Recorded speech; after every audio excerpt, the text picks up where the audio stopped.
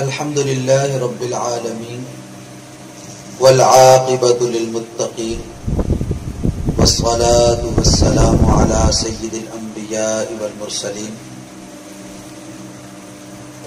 سيدنا ومولانا محمد وعلى آله وأصحابه أجمعين. أما بعد فأعوذ بالله من الشيطان الرجيم. بسم اللہ الرحمن الرحیم. سورہ یونس یہ صورت بھی مکی ہے. اس میں بھی 11 رکوع اور 109 آیات ہیں. اس صورت میں بھی اللہ رب العزت نے مکی صورتیں جو ہیں ان میں عام طور پر جس طرح پہلے عرض کیا کہ 3 طرح کے مسائل بیان ہوتے ہیں: توحید، رسالت اور آخرت. تو اس میں بھی رسول کریم صلی اللہ علیہ وسلم کی عظمت اور ختم نبوت کو بیان فرمایا اور الوہیت اور ربوبیت کو بیان فرمایا اور قیامت کا بھی تذکرہ ہے اس میں. اس لیے شروع میں یہ فرمایا کہ رسول کریم صلی اللہ علیہ وسلم کو نبوت و رسالت کا ملنا یہ تمہیں تعجب میں نہ ڈالے، یہ تمہیں تعجب میں نہ ڈالے، اس لیے کہ پہلے بھی اللہ نے کئی انبیاء اور رسول بھیجے ہیں اور ان کی طرف وحی بھیجی ہے کہ تاکہ وہ لوگوں کو ڈرائیں. ان انذر الناس وبشر الذین آمنوا، ایمان والوں کے لیے خوشخبریاں اور کافروں کے لیے انذار اور ان کے لیے ڈراوا ہے. تو اس لیے علماء کو بھی چاہیے کہ وہ ایمان والوں کو خوشخبریاں سنائیں، ایمان والوں کو خوشخبریاں سنائیں اور کافروں کے لیے انذار ہے. قرآن کا اسلوب تو یہی ہے. بہرحال کچھ لوگ سخت قسم مزاج کے ہوتے ہیں، ڈھیٹ قسم کے ہوتے ہیں، ان کے لیے پھر انذار ہی ہے. اللہ تعالیٰ ایمان والوں کو خوشخبریوں کے ساتھ ہی آگے بڑھنے اور اعمال صالحہ پر استقامت کی توفیق نصیب فرمائے. تو پھر اللہ رب العزت نے بڑی قدرت کی علامات کو اور نشانیوں کو بیان فرمایا کہ اللہ وہ ذات ہے هو الذی جعل الشمس ضیاء والقمر نورا وقدرہ منازل لتعلموا عدد السنین والحساب. یہ سورج چاند کا اللہ نے جو نظام بنایا ہے یہ اس لیے ہے تاکہ تم اپنے دنوں کی تعیین کرو، اپنے ماہ و سال کو شمار کرو اور اپنے دنیا کے جو تمہاری جو معاملات ہیں جن کا تعلق دنوں کے ساتھ، مہینوں کے ساتھ یا سالوں کے ساتھ ہے اس کو تم طے کرو، اس سے اپنے معاملات نمٹاؤ. تو یہ اللہ تعالیٰ نے اس لیے بنائے ہیں. اور اس کے بعد پھر ایمان والوں کو خوشخبری دی کہ ایمان والوں کو پہلے کافروں کو ڈرایا کہ جو اللہ کی ملاقات سے نا امید ہیں. ان الذین لا یرجون لقاءنا ورضوا بالحیات الدنیا واطمأنوا بها، اور دنیا کی زندگی پہ مطمئن ہو گئے، اللہ سے ملنے کی ان کو کوئی تمنا آرزو نہیں اور کوئی امید نہیں. تو یہ وہ لوگ ہیں جو اللہ کی آیات سے غافل ہیں، جو اللہ کے حکموں کو مانتے نہیں ہیں، سمجھتے نہیں ہیں. یہ جاہل لوگ ہیں. ان کے لیے اللہ رب العالمین فرماتے ہیں جہنم کا ٹھکانہ ہے، ان کا ٹھکانہ جہنم ہے. اور اس کے ساتھ ہی ایمان والوں کے لیے فرمایا کہ ایمان والے جو ہیں جو اعمال صالحہ اختیار کرتے ہیں، فرما برداری والی زندگی گزارتے ہیں، تو ان کے لیے اللہ نے باغات بنائے ہیں. اور ان باغات میں اور نہروں میں جب وہ جائیں گے تو وہاں اللہ رب العالمین کی تعریف و توصیف بیان کریں گے. جب ان کی ملاقات ہوگی، جب وہ آپس میں ملیں گے تو اللہ تبارک و تعالیٰ کی تعریف و توصیف بیان کریں. اس کے بعد پھر کافروں کا تذکرہ ہے کہ جو اللہ کے ساتھ شریک ٹھہراتے ہیں، اللہ کے ساتھ جو شریک ٹھہراتے ہیں ان کا تذکرہ ہے کہ جب وہ پھنس جاتے ہیں مصیبت میں، یہاں تک کہ کشتی میں سوار ہو کے جب وہ پانی میں جاتے ہیں اور کشتی بھنور میں پھنس جاتی ہے اور ان کو یقین ہو جاتا ہے کہ اب جو ہمارے معبود ہیں جو باطل جن کو وہ اللہ کا شریک ٹھہراتے ہیں وہ یہاں نہیں پہنچ سکتے، وہ ان کو نہیں بچا سکتے، تو دعوا اللہ مخلصین لہ الدین، تو پھر وہ خالص اللہ کو پکارتے ہیں، خالصتاً اللہ کو پکارتے ہیں. اور اللہ فرماتے ہیں جب ہم ان کو خشکی کی طرف पहुंचा देते हैं, जब उस मुसीबत से हम इनको निजात दे देते हैं तो फिर वो उसी तरह शिरक में पड़ जाते हैं, फिर उन सारी बातों को भूल जाते हैं।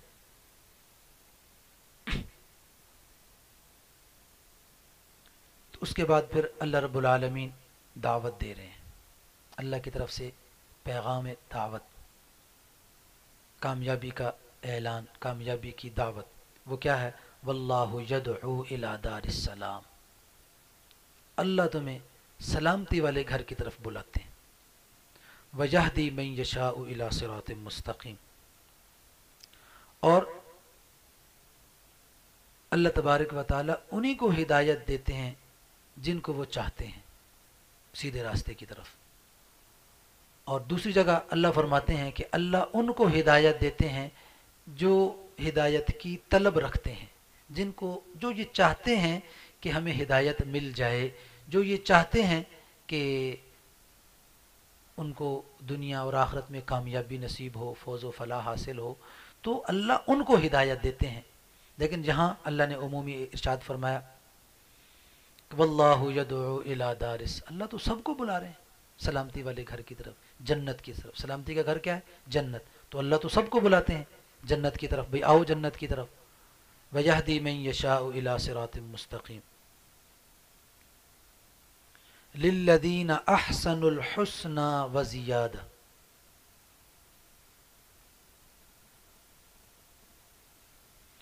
कि जो नेक अमल करेंगे, जो नेक अमल करेंगे अल्लाह उनको नेकी का और अच्छा और बेहतरीन सिला और बदला अता फरमाएंगे।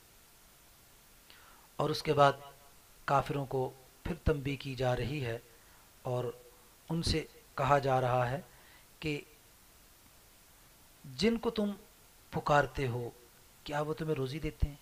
क्या वो तुम्हें रिज्क देते हैं? तुम्हें रोज़ी कौन देता है?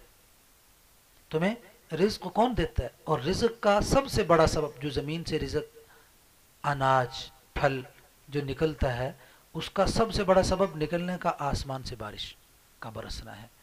तो अल्लाह रब्बुल आलमीन फरमाते हैं कि मेरे पैगम्बर सल्लल्लाहु अलैहि वसल्लम, आप इनसे पूछे न ज़रा, कुल मन यरज़ुकुकुम मिनस समाई वल अर्ज़, कि ज़मीन व आसमान से तुम्हें रिज्क देता कौन है? और ये जो तुम्हें अल्लाह ने बोलने की, सुनने की और जो सिमात और देखने की जो ताकत और क़ुव्वत दी है, इसका कौन मालिक है? और जो तुम देख रहे हो, मुर्दे से जिंदा को निकालना, जिंदा से मुर्दे को निकालना, ये कौन करता है? और ये दुनिया का इंतज़ाम और इंसराम किसके कब्ज़े कुदरत में है? तो वो कहेंगे फसयक़ूलून अल्लाह, फसयक़ूलून अल्लाह, वो अनकरीब यही कहेंगे कि अल्लाह। तो अल्लाह फरमाते हैं अफला तत्तकून, तुम डरते क्यों नहीं? फिर जब तुम समझते हो कि अल्लाह ही तुम्हें क़ुव्वत व सिमात और क़ुव्वत बसारत देने वाला, अल्लाह ही ज़मीन व आसमान से तुम्हें रिज़्क़ देने वाला, अल्लाह ही ये सब कुछ जो है ना वो मौत व हयात का मालिक है, अल्लाह ही ये सारी नेमतें तुम्हें दे रहे हैं, और तुम इस बात को मानते भी हो, इसको समझते भी हो, तो फिर तुम डरते क्यों नहीं उससे? फिर तुम क्यों उसके साथ शरीक ठहराते हो? फ़ज़ालिकुमुल्लाहु रब्बुकुमुल हक़,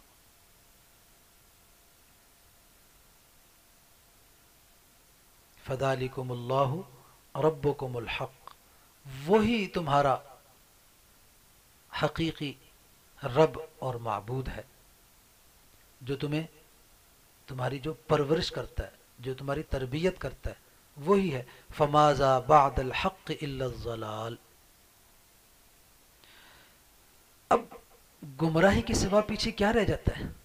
फ़अन्ना तुसरफून, और तुम कहाँ उल्टी चाल चल रहे हो, और तुम किस तरफ चल रहे हो? तुम्हें ये बात क्यों नहीं समझ आती कि अल्लाह वही रब है जो तुम्हें पैदा करता है, जो तुम्हें रोज़ी देता है, जो तुम्हारी परवरिश करता है, जिसने तुम्हें सुनने की, समझने की, बोलने की, सुनने की, देखने की जिसने सलाहियत दी है, वो एक अकेला रब है, वहदहू ला शरीक, और तुम फिर मानते नहीं। और फिर आगे अल्लाह रब्बुल आलमीन फरमाते हैं कि ए मेरे महबूब, आप इनसे ज़रा पूछे ना, कुल हल मिन शुरकाइकुम मन यब्दउल खल्क़ सुम्मा युईदु, قل اللہ یبدأ الخلق ثم یعیدہ فأنی تؤفکون. آپ ان سے ذرا پوچھیں کہ کیا تمہارے جو شریک ہیں انہی نے تم کو پیدا کیا؟ یہ مخلوقات کو سب سے پہلے کس نے پیدا کیا؟ تو پھر تمہیں مرنے کے بعد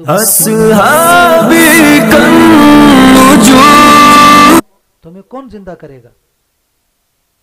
تو یقیناً وہ اللہ وحدہ لا شریک ہے جس نے پہلے بھی تمہیں پیدا کیا، پھر وہی تمہیں موت بھی دے گا، اور بعد میں وہی تمہیں دوبارہ زندگی بھی عطا کرے گا. آگے قل هل من شرکائکم من یہدی الی الحق قل اللہ یہدی للحق، کہ یہ جو تمہارے جن کو یہ تم اللہ کا شریک ٹھہراتے ہو، کیا یہی ہیں جو تمہیں حق کا راستہ دکھلائیں گے؟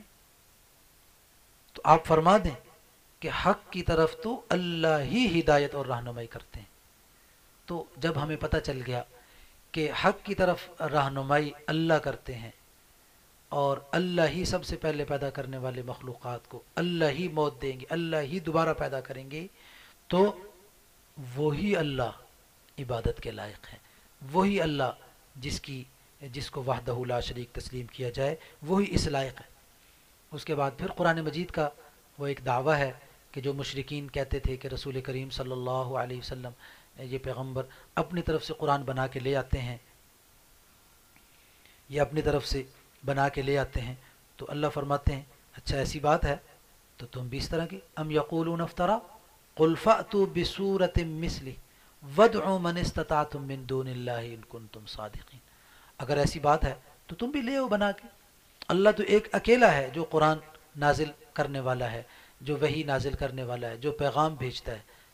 اور رسول کریم صلی اللہ علیہ وسلم جو فرماتے ہیں ان اتبع الا ما میں تو اس وحی کی اتباع کرنے والا ہوں، جو وحی آئے گی میں وہی تمہیں پیغام دے رہا ہوں جو اللہ کی طرف سے. اور تم یہ کہتے ہو کہ یہ اپنی طرف سے بنایا جا رہا ہے، تو تم بھی بنا کے لے آؤ اگر تم بنا سکتے ہو. تو وہ تو قرآن میں شروع میں اللہ نے فرما دیا کہ یہ ان کے بس کا کام نہیں ہے، یہ نہیں کر سکتے. یہ سارے ہی اکٹھے ہو جائیں پھر بھی یہ کام یعنی قرآن کے مطابق یہ کچھ بھی نہیں کر سکتے. اور اس کے بعد پھر اللہ رب العالمین فرماتے ہیں کہ اللہ کی طرف سے یہ قرآن آ گیا ہے، یہ قرآن آ گیا، یہ کتاب آ گئی، یہ حق اور سچ پیغام جو ہے نا حقیقت پر مبنی سچا پیغام آ گیا ہے. اب تم اس کو لو اور اس کو قبول کرو اور اس پر خوش ہو جاؤ. کیا فرمایا یا ایھا الناس قد جاءتکم موعظۃ من ربکم، تمہارے رب کی طرف سے پیغام آ گیا.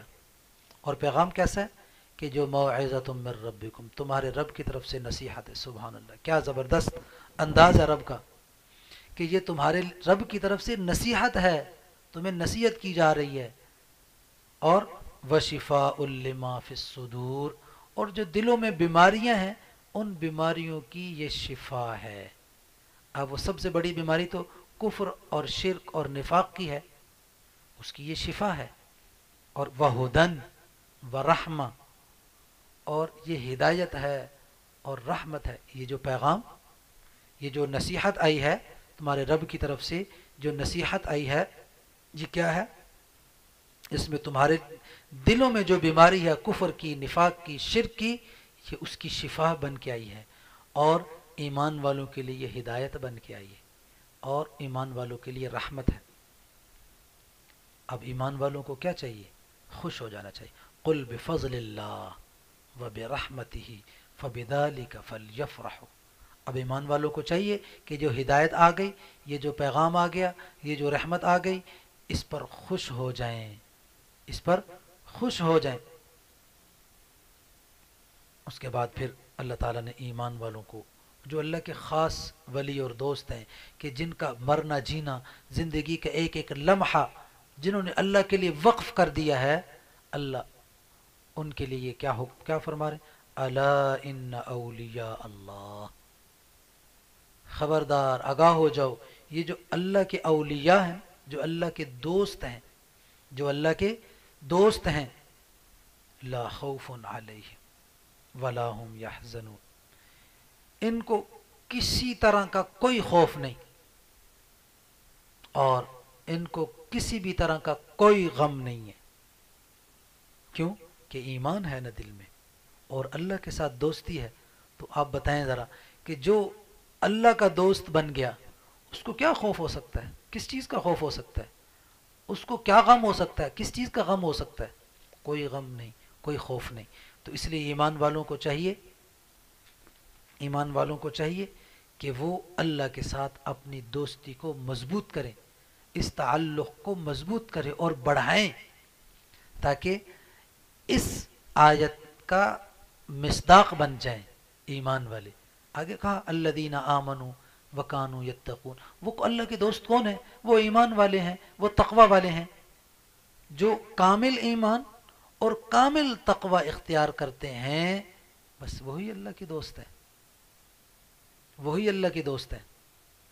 تو ان کے لیے لہم البشرا، ان کے لیے خوشخبریاں ہیں، فی الحیات الدنیا، دنیا کے اندر بھی، وفی الآخرہ، آخرت میں بھی، اور لا تبدیل لکلمات اللہ، اللہ کی باتیں بدلتی نہیں ہیں۔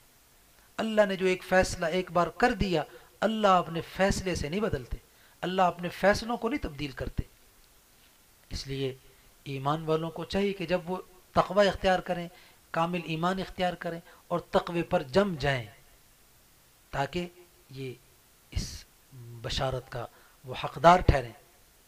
ذالک هو الفوز العظیم، ذالک، یہ بہت بڑی کامیابی ہے جس کو یہ چیز حاصل ہو گئی، یعنی ولایت کا یہ درجہ حاصل ہو گیا، کامل ایمان اور کامل تقوی جس کو حاصل ہو گیا، یہ اس کے لیے بہت بڑی کامیابی۔ تو پھر آگے کافروں کو ڈانٹ پڑ رہی ہے کہ جو اللہ پر جھوٹ بولتے ہیں، افترا باندھتے ہیں اللہ پر، اور یہ کہتے ہیں کہ رسول کریم صلی اللہ علیہ وسلم معاذ اللہ اپنی طرف سے بنا کے لاتے ہیں، وہ نرا اللہ پر جھوٹ بولتے ہیں۔ قل، آپ فرما دیں، ان الذین یفترون علی اللہ الکذب لا یفلحون، جو اللہ پر جھوٹ باندھتے ہیں، افترا باندھتے ہیں، بہتان لگاتے ہیں، وہ یہ کبھی بھی کامیاب نہیں ہو سکتے۔ متاع فی الدنیا، ہاں دنیا میں تھوڑی سی مہلت ان کو مل جائے گی، تھوڑی سی زندگی جو اللہ نے طے کی ہے، جو دنیا میں گزار رہے ہیں، جو دنیا میں گزار رہے ہیں، یہ گزار لیں گے، یہ تھوڑا سا نفع ہے، یہی تھوڑا سا نفع ہے، اور بیٹھ جا بچے، یہ تھوڑا سا نفع حاصل کریں گے، پھر اللہ فرماتے ہیں ثم الینا مرجعہم ثم نذیقہم العذاب الشدید بما کانوا یکفرون۔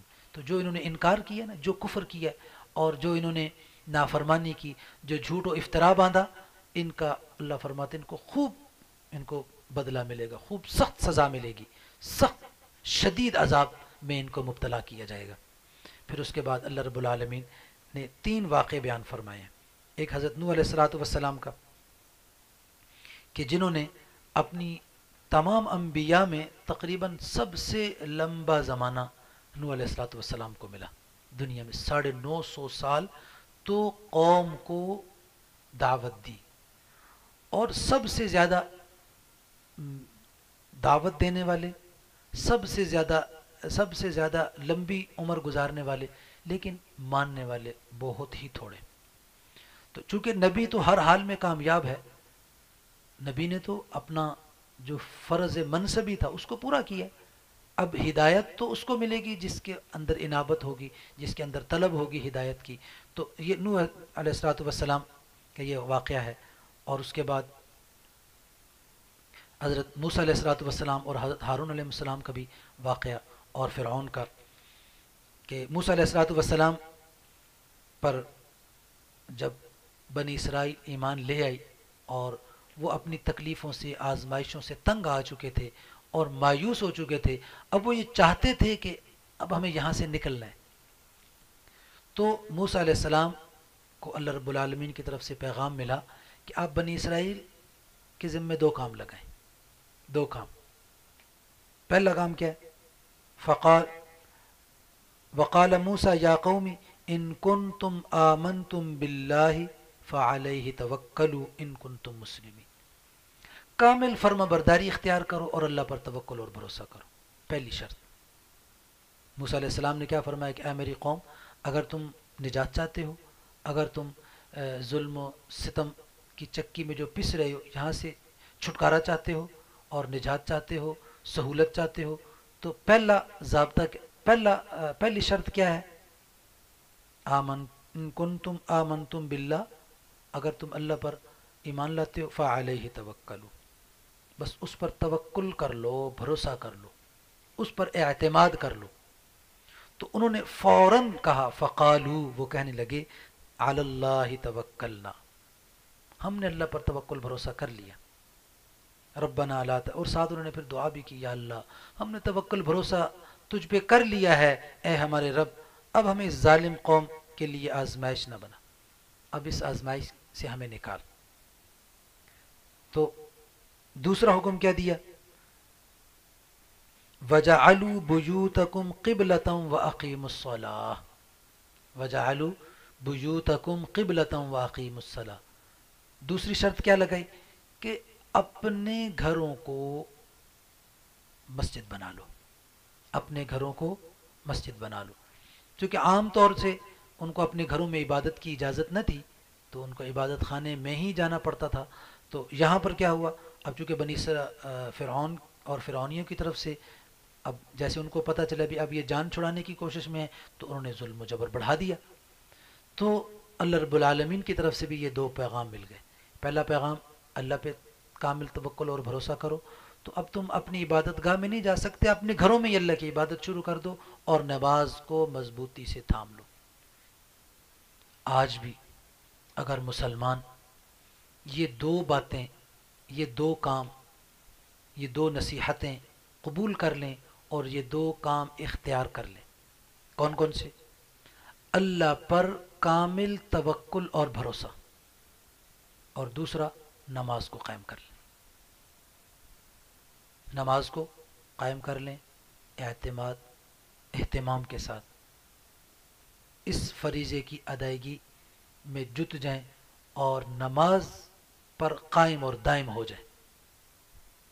اقامت صلاۃ صرف نماز پڑھنے کو نہیں کہتے، نماز کو قائم کرنے کا مطلب اہتمام کے ساتھ، پابندی کے ساتھ نماز ادا کرنا. اور اہتمام کیا ہے؟ نماز کا اہتمام یہ ہے کہ جب اذان ہو مسلمان مسجد میں ہو، یہ اصل اہتمام ہے. اور اگر ایسا نہیں ہے تو دوسرا درجہ کیا ہے کہ جیسے ہی اذان شروع ہوئی کام چھوڑ دیے سارے، دکان پہ ہے چھٹی، ملازمت میں ہے چھٹی، کھیتی باڑی میں ہے چھٹی، اب نماز ہی کا کام ہے اور کوئی کام نہیں کرنا. یہ ہے نماز کا اہتمام. تو میں عرض کر رہا تھا کہ اگر آج بھی مسلمان یہ دو کام کر لے، اللہ پر کامل توکل اور بھروسہ اختیار کرے اور نماز کو قائم کر لے، اللہ ہر ظلم و جبر سے مسلمان کو نکال دے گا، ہر ظالم جابر کو اللہ تعالیٰ تہس نہس کر دے گا اور اس کو ختم کر، اس کے ظلم و جبر کو مٹا دے گا. کہ جس طرح کہ اللہ نے یہاں پہ کیا فرمایا، وَنَجِّنَا بِرَحْمَتِكَ مِنَ الْقَوْمِ الْكَافِرِينَ. انہوں نے دعا کی نا، تو اللہ تبارک و تعالی نے ان کے سامنے کس طرح ظالم اور جابر کو تباہ و برباد کیا. جب اللہ رب العالمین کی طرف سے پیغام آیا کہ اے موسیٰ، بس اب انہوں نے ہم نے دیکھ لیا ہے کہ ان کا توکل بھی ٹھیک ہو گیا، ان کی نمازیں بھی ٹھیک ہو گئیں، اب ہم نے دیکھ لی، اب جانچ پڑتال کر لی ہے، جانچ پڑتال ہو گئی، اب ان کی نماز بھی صحیح، اب ان کا توکل بھی، اب ان کو لے کے چلو. اب موسیٰ علیہ الصلوۃ والسلام اپنی قوم کو لے کے چلے، دریا پہ پہنچے تو سمندر پہ پہنچے